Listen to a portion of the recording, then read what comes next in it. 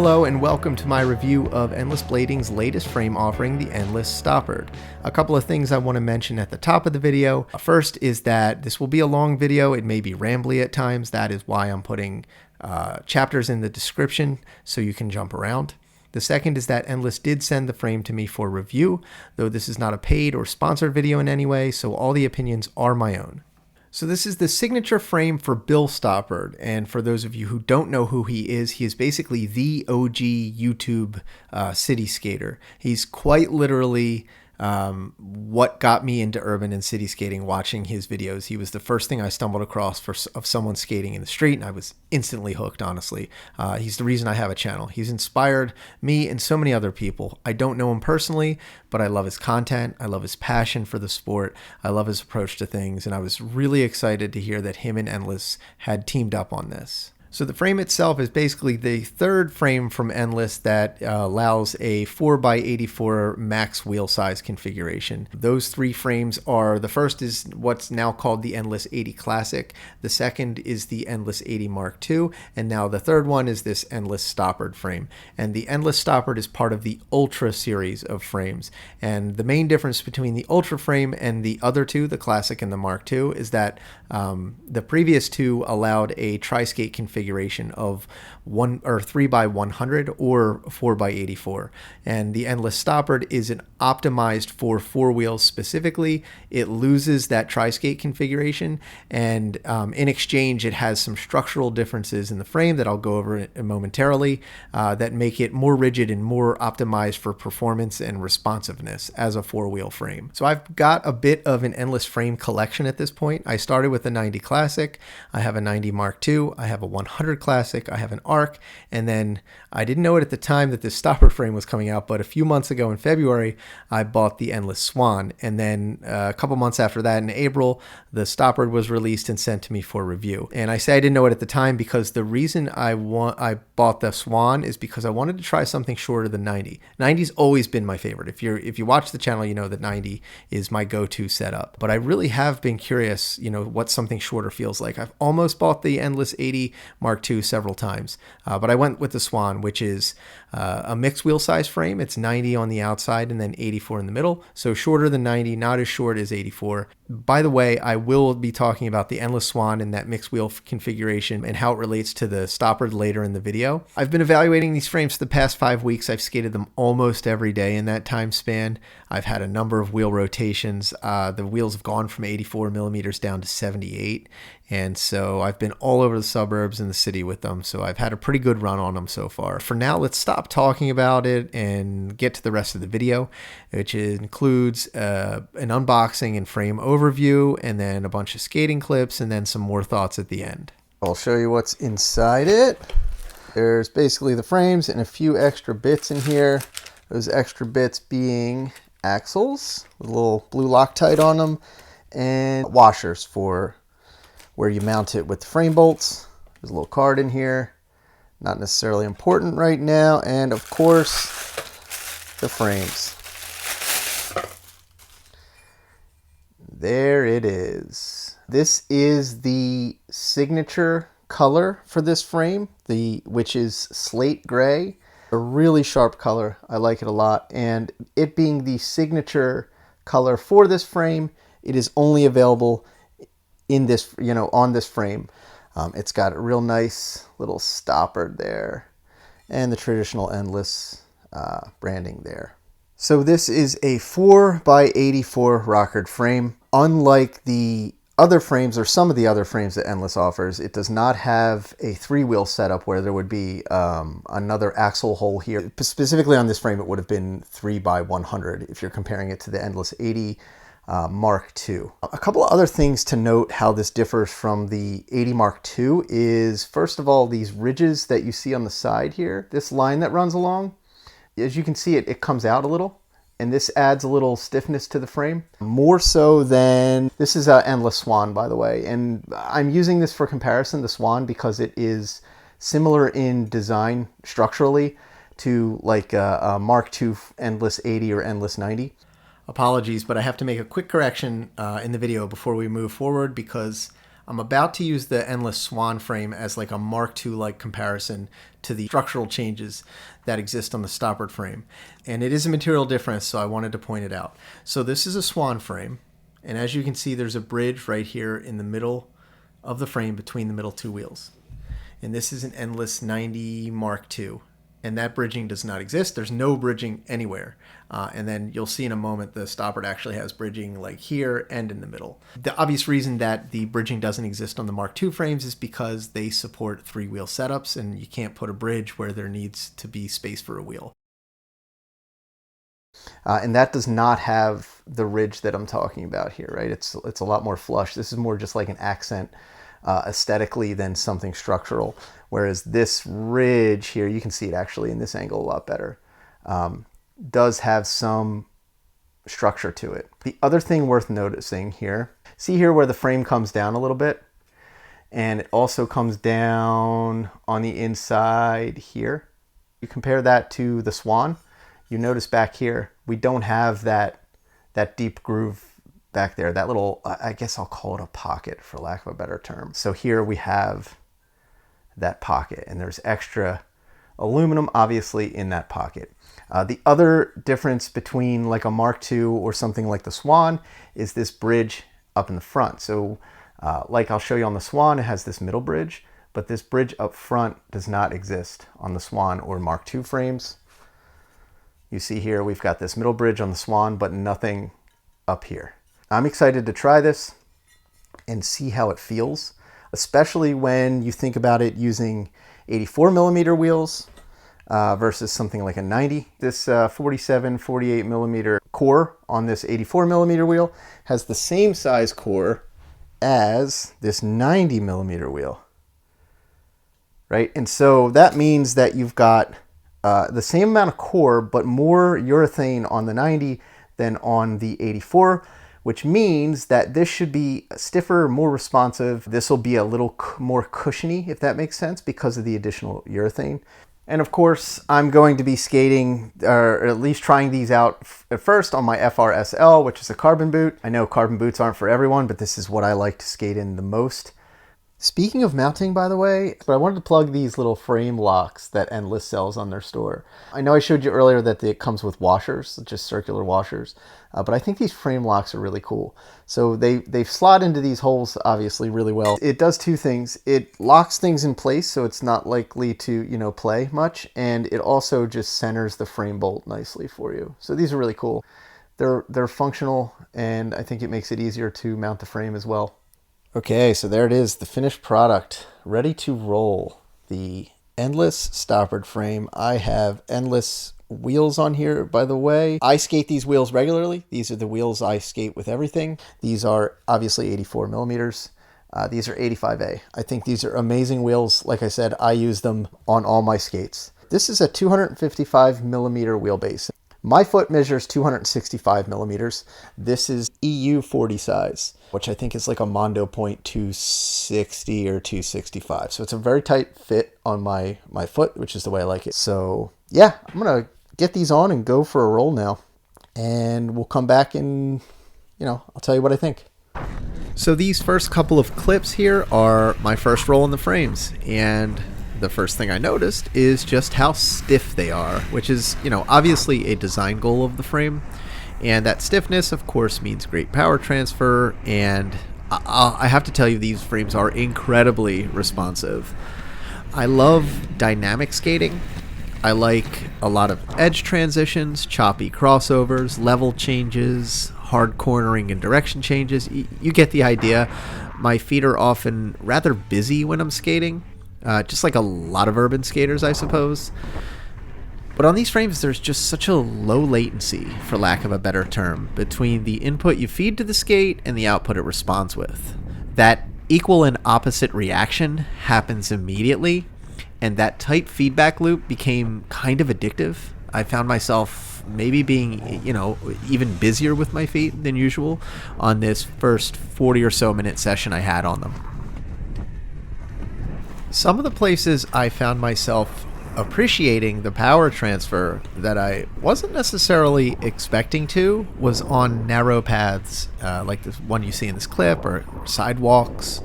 areas where you don't have the lateral space to make large strides to keep the momentum going. Feeling like you're still getting good output though, despite those suboptimal conditions, is pretty satisfying, especially on 84 millimeter wheels, where, let's be honest, like, speed and momentum are not characteristics you'd associate with such a setup, at least purely based on wheel size and the fact that they're rockered. And so I was experiencing this sense of efficiency in my skating.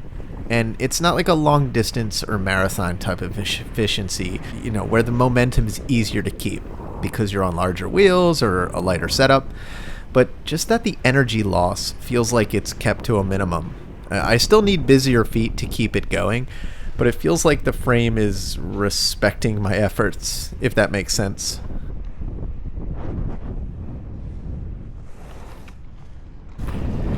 And speaking of efforts, another area I found myself appreciating that efficiency in the small strides or the little choppier movements was going uphill. I remember actively noticing it. Going up a hill is a scenario which you're expecting to just expend a lot of energy to make a little progress, and maybe that's what made me notice it so much, is that my expectations for how much work it would be didn't match how I felt as I was putting in that work. And it was another nice surprise. I did do some very brief downhill testing, though nothing significant, no real quote-unquote downhill skating. But I did want to know what a 255mm wheelbase, especially with a rocker, would feel like at speed. So I did my test where I just find a bunch of hills and go down and see how comfortable I am going backwards, essentially, or just see how they feel. And they passed all those tests for me. They're agile. By no means are they a downhill frame. You do have to pay attention at speed on these, but I haven't felt unsafe or wobbly on any of the hills I've experienced yet. For what it's worth, I've never felt a speed wobble on any frame, and maybe I've just never gone fast enough to experience that phenomenon. I'm not sure. I don't go much more than maybe 32 or 33 miles an hour on the hills that I find, but so far these frames have yet to make me feel uneasy at higher speeds. And speaking of speed again, I found myself wanting to specifically test their acceleration. Despite having the GPS-based speedometer you see here on the screen, this was not meant as some precise scientific experiment, but I was curious. I wanted to know what the effort looked like on flat ground to go from 0 to around 18 or 20 miles an hour, which for urban or city skating is about as fast as you need to go or end up going, really, at least for me. And I found I was able to keep the speed as well, at least again on good flat ground like you see here. And these frames are not designed for long distance or marathon type speed, but the short distance, sprint, and acceleration speed are the best of any frame I've tried. Especially if you can put the effort in, you can really cook on these. And of course, I couldn't skate a Bill Stoppard frame and not take them to the rink at some point and pretend to be Canadian for a bit, right? Joking aside, this is just more the reason why I love these frames personally. They're right up my alley. They're just so compact and powerful, which reminds me of hockey skates. There's a video on my channel where I go over the setups that I've tried and how I've always liked the feel of a hockey skate. And, especially on these carbon boots that I like to skate, I feel like this is definitely the setup that's closest to feeling like a hockey skate, with the shorter frame and the rocker and, the agility and power you get out of these. And it also just kind of encourages like this style of skating for me that I really like. I do skills drills like this fairly regularly, and they're a lot of fun in these frames.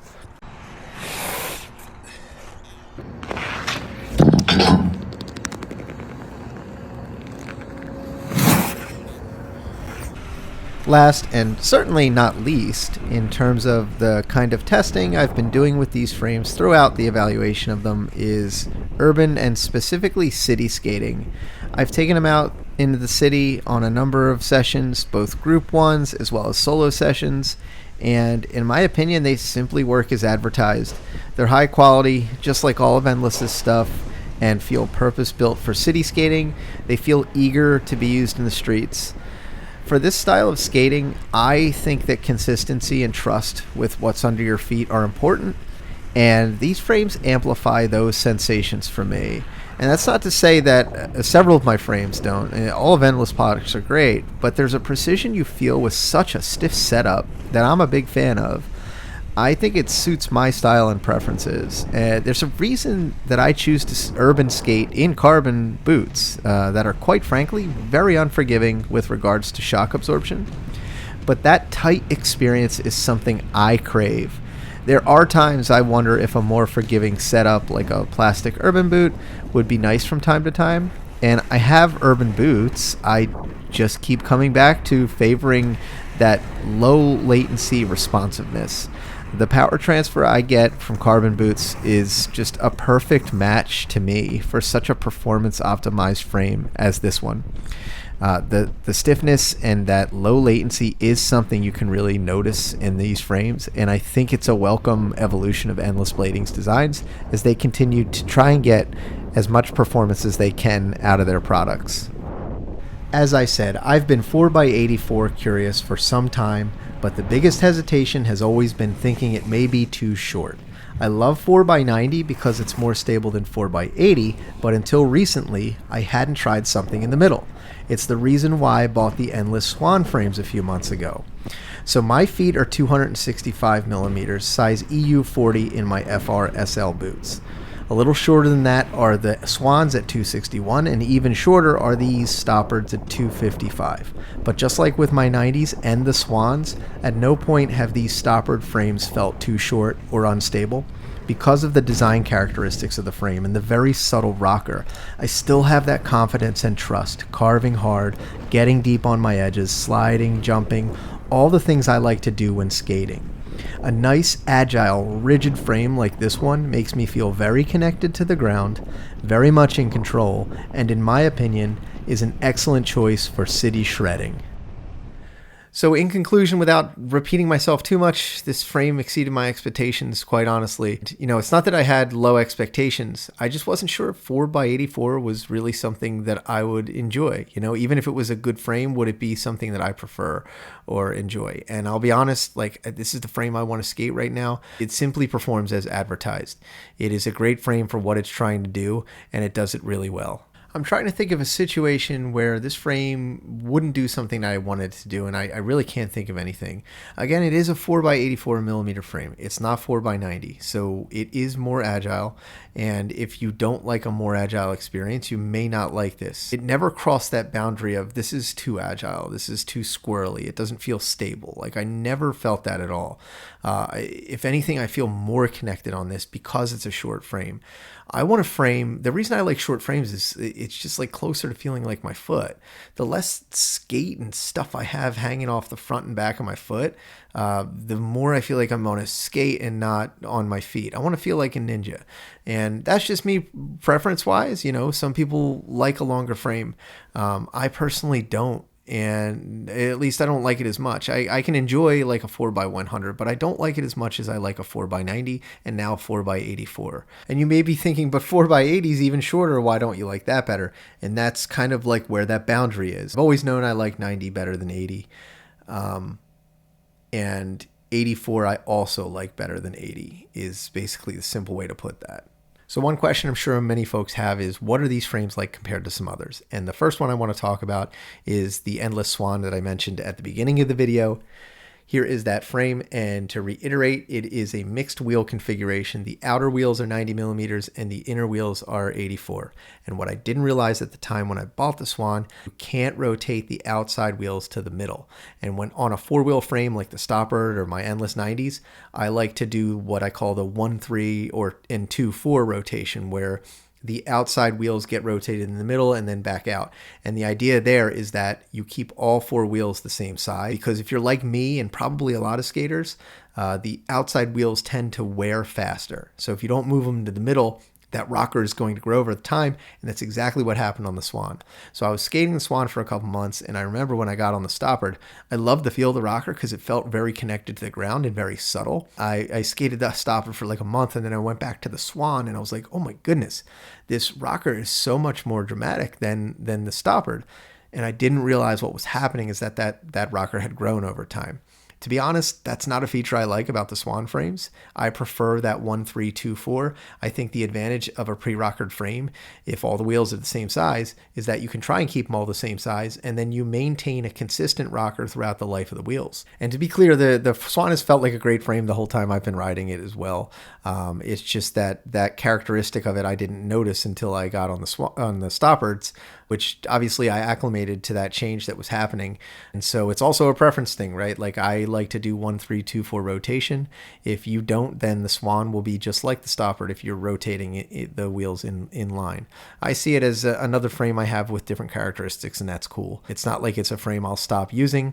I think it'll be really cool for rink skating and, when I'm in tighter spaces and I want maybe a more swivelly frame. Unfortunately, the comparison that I cannot make because I don't have these frames and I never have skated them is the comparison between the Endless Stoppard and the 80 Classic or 80 Mark II. But I did compare them to the 90, and there's some caveats with that for sure. First of all, it's 4x90 comparing to 4x84, and that's a bit of an apples and oranges thing. The Endless 90 are 276 millimeter wheelbase. These Stoppards are 255, so that's a 21 millimeter difference, which is noticeable. Additionally, the Endless 90s that I was riding, they were Mark IIs, but the wheels I had on them, they started at 90 millimeters, but they were worn to about 80 millimeters. I will say that the Stoppard absolutely felt stiffer and more responsive, but again, it's kind of apples and oranges because I was comparing a 4x90 frame with 80 millimeter wheels to a 4x84 frame, and at the time they were probably like 81 or 82 millimeters. The thing to keep in mind, of course, is regardless of what I've tried and what I think of these frames, or any frame really, is that what you like the best is what you like the best. Preference rules everything. And my preference most times is Endless because I think their products speak for themselves. I've bought a bunch of stuff from them and I've loved them all. And I really like their philosophy and their dedication to getting things right and tuning things and testing things properly. So just skate what makes you happy and you really can't go wrong. If you're having fun, nobody can tell you you're doing this wrong. So hopefully this video has been at least informative, if nothing else. If you have any specific questions, please drop them down in a comment. I will do my best to read it and get back to you. Otherwise, the support as always is appreciated. Thanks for tuning in, and I'll see you in the next one.